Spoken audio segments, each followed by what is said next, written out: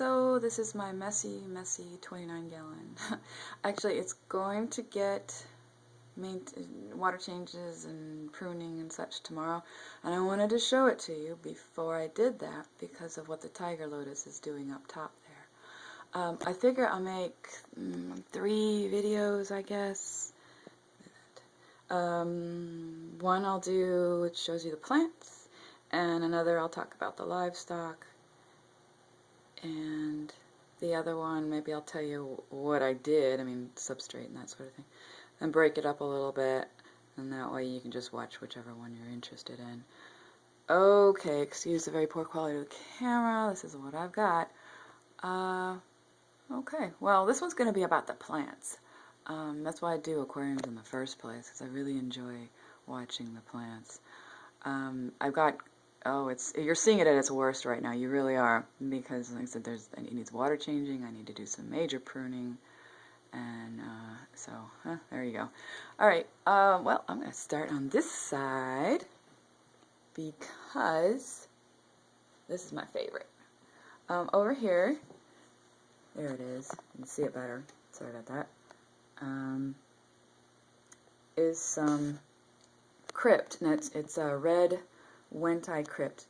When I moved all these plants that's in these tanks, I pulled out of 10 gallons and moved it over. I had let them overgrow for a couple weeks so that I could harvest a lot of plants, and so it was nice that I didn't have to buy anything.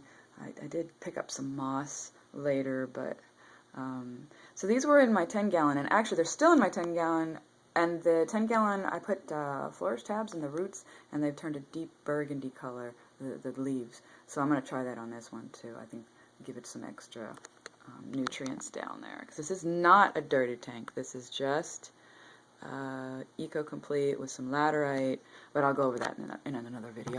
Okay, so sorry about that, wobbling everywhere. There's a ghost shrimp. The cool thing about the crypt is it's got these pink stems and a lot of new leaves, and the leaves are kind of red, and there's a green iridescence that's on the surface of the leaves. I love that. It's just a beautiful plant.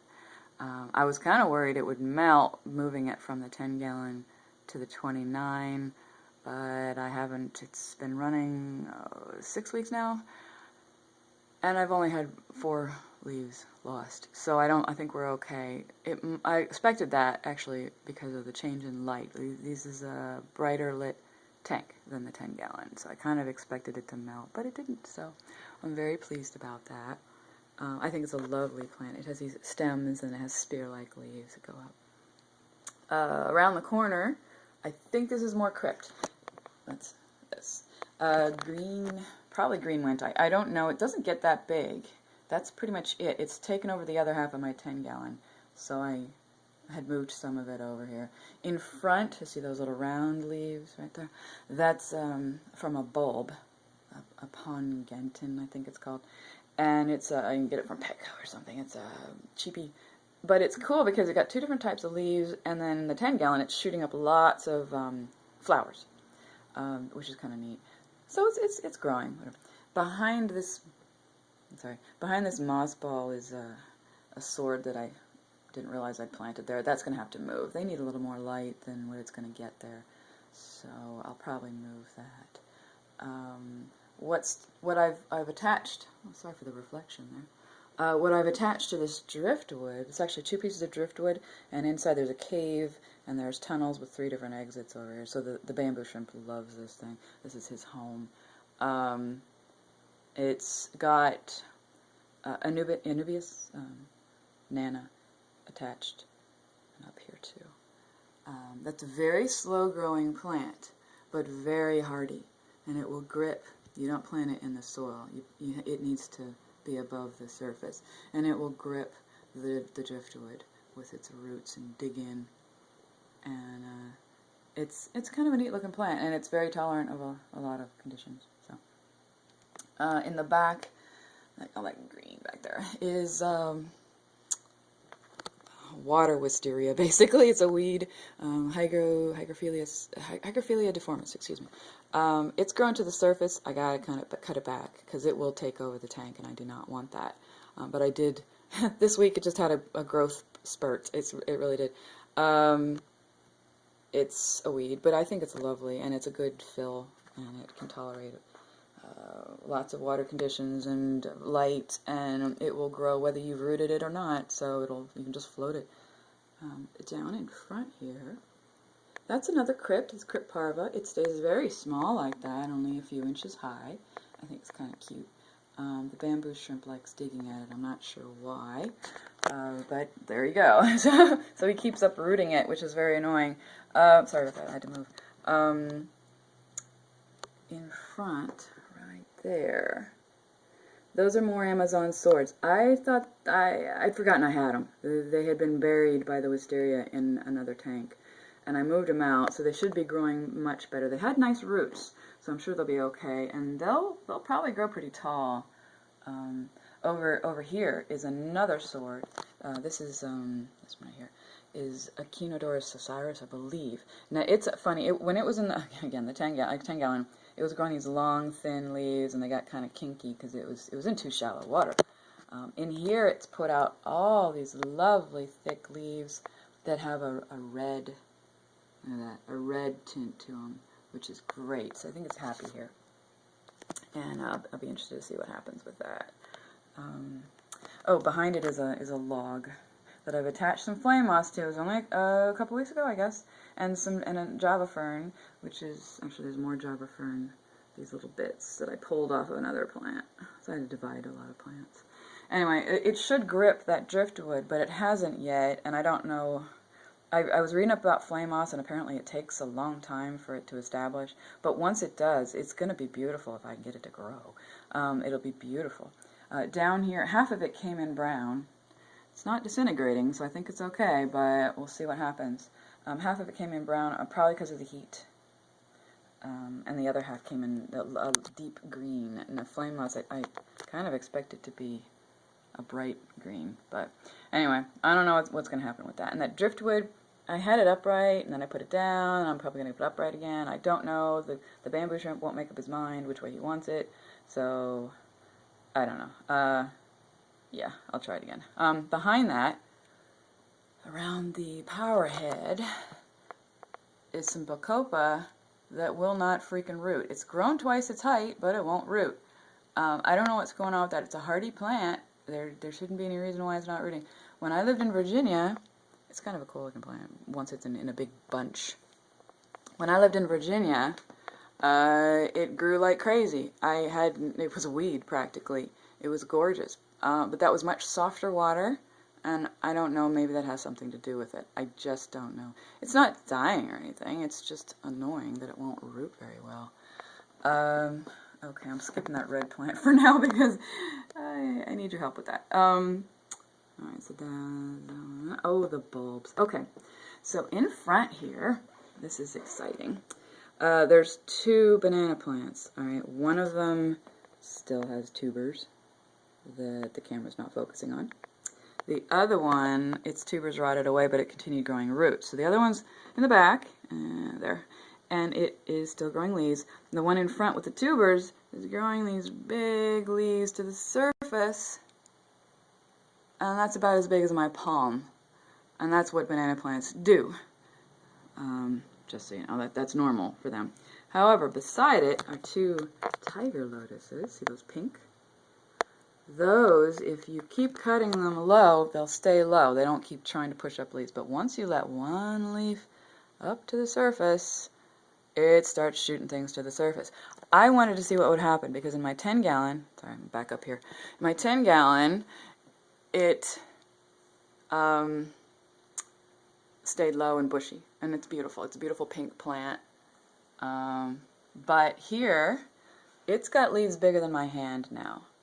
And it shot these things up, and it keeps shooting them up. I moved them a little bit because I don't want them blocking the light for the plants in the back. I could care less if they block the light in front. You see what they're doing? They're in front. There's actually an indention here where there's no plants. So they're kind of in front. Let me back up a little bit here.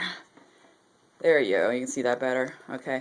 So they're blocking the light in front, which is fine. But I don't want them taking over the tank, and I have a suspicion they will. So I really should be cutting those back. But I wanted you to see it before I did, because it was really amazing what it was. Look how red that is. Really amazing what it was doing.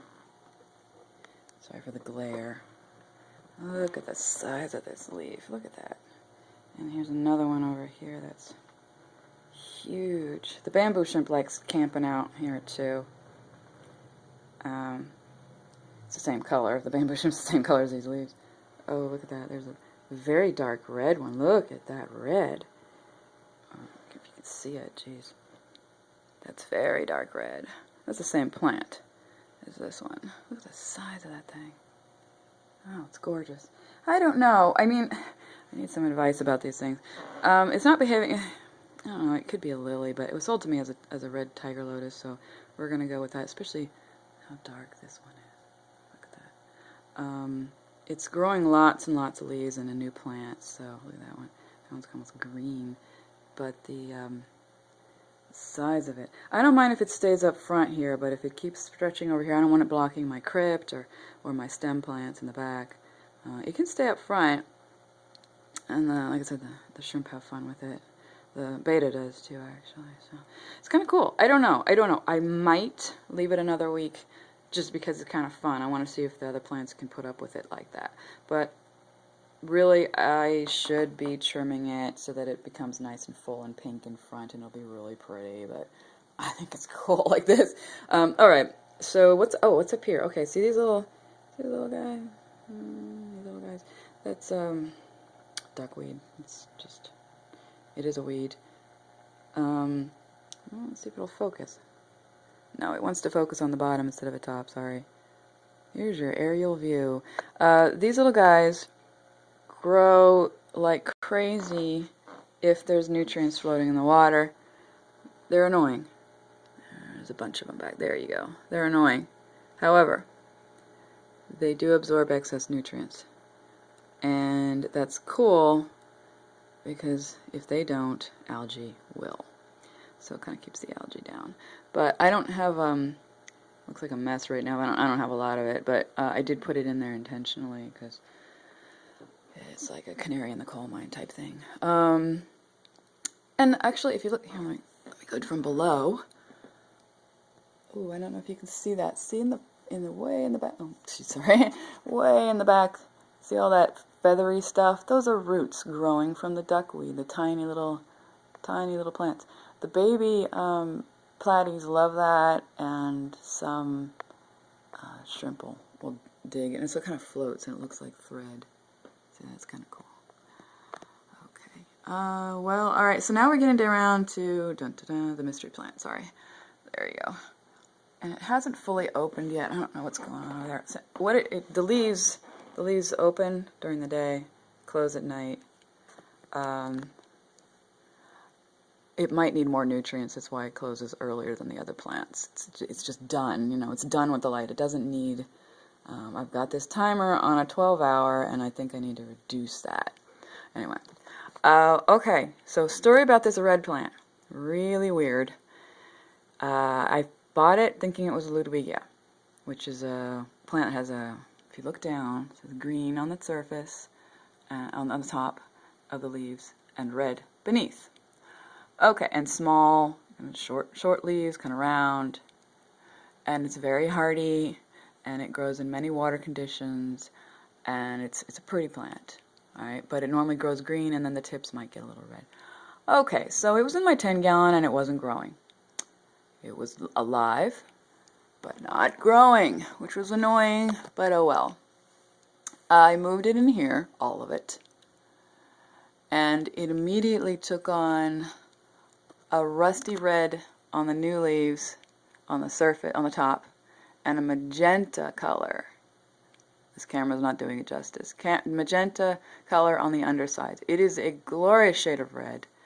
All the new leaves are like that, and it started growing, and it started rooting, and it's a very delicate plant. It's not it's not thick like the bacopa. It's a very delicate plant, so the bamboo shrimp keeps trying to climb it and keeps knocking it over and uprooting it, because the roots are not deep, but they are rooting, and it'll grow from the stems too. You know, see see that there's roots growing from the stems. So it's healthy. It's happy in here, but it has this beautiful, beautiful red. Look at that red. But the leaves are much larger, kind of spear-shaped, much larger than it initially had. Much darker red than Ludwigia is ever supposed to get. I don't think it's a Ludwigia. It's just not behaving like it. It's not coloring like it. It's a mystery plant. I've got 2 things I think it is, and I'll post them in the comments, and maybe you can help me identify this thing. It's kind of cool, but it really likes the brighter light in here. And I did go ahead and put Flourish Tab down in there, so I want these stem plants to root. So it's really, really happy in here, and it's gorgeous. It's not fully open right now. I don't know what's going on. So sorry, I keep looking down at my other little guys. There's so much fun down there. So let's see. I think I covered all the plants. There's probably some Java moss somewhere in there. I did stick some in there, but it gets dug up and moved around. So, one more plant. The lovely Marimo moss balls. They are actually algae. You see, 1, 2, 3.